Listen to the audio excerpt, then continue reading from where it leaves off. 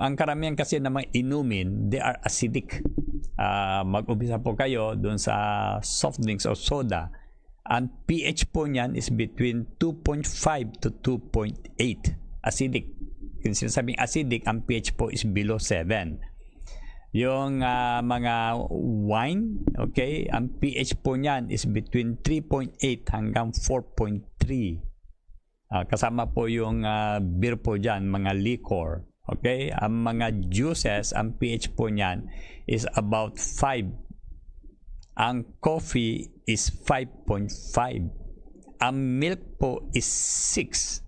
Ang distilled water po ay 6.8 hanggang 6.9. Depende po kung sino gumagawa po niyan. And yung tubig na galing sa reverse osmosis, neutral po yan, 7.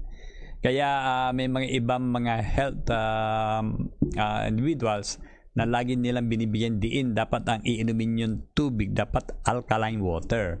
Pero kung kayo po bumibili na alkaline water, dapat ang pH po niyan is between 8.6 hanggang 10.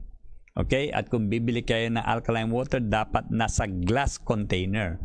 Kasi ayon kay Engineer Samwang, siya po yung sumulat ng libro Reverse Aging, ang alkaline water na nakastore sa plastic container, unti-unti daw nawawala ang kanyang alkalinity dahil po pinapasukan ng carbon dioxide which is acidic.